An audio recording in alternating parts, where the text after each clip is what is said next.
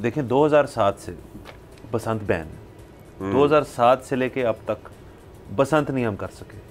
उसकी वजह ये बनी कि जी जो डोरे हैं उनसे दीगर लोग जो हैं वो गलत इंसिडेंसेस थे, वो नहीं होने चाहिए थे।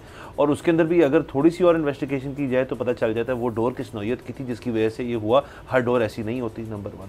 बट उस चीज़ को रोकथाम ना करने की वजह से आपने उसको बैन कर दिया, वो चीज़ बैन होगी।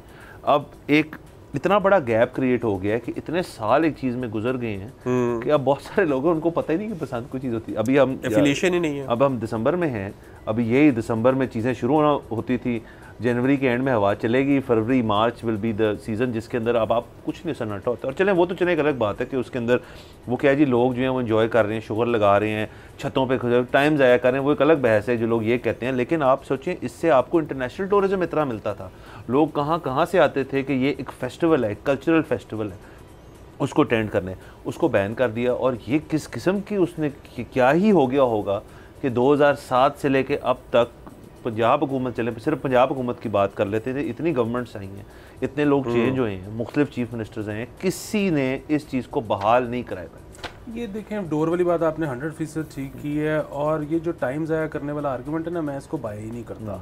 ये पूरी दुनिया में जो तरक्की याफ्ता तरीन ममालिक हैं ना, उसमें भी बहुत कम लोग होते हैं जो कोई बहुत प्रोडक्टिव काम कर रहे होते हैं और पॉलिसी बना रहे होते हैं और उसके ऊपर कोई टेक्नोलॉजी में काम कर रहे होते हैं, उसकी वजह से वो पूरा मुल्क चल रहा होता है। ज़्यादातर जो पब्लिक होती है ना, पब्लिक उसकी ज़िंदगी का काम होता है टाइम ज़ाया करना और इसी तरह इकोनॉमिक एक्टिविटी का हिस्सा बने रहना।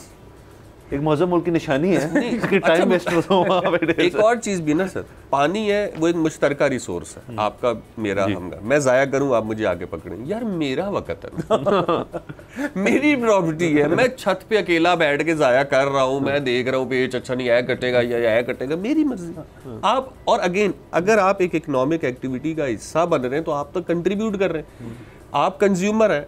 आज के दुनिया में तो सारी बात ही उसकी है कि कंज्यूमर कौन है और कौन कंज्यूमर नहीं है। तो ये वो है ना कि हमने बसंत को किस तरीके से देखा, हमने खेल देखा, फिर हमने उसके ऊपर और बहुत सारी कॉन्स्पिरेसी थ्योरियां बनाई हैं, तो है ही फजूल और फलाना। उसमें भी थोड़ा सा इसको एक गैर मजहबी त्यौहार भी डिक्लेयर करने की कोशिश की गई।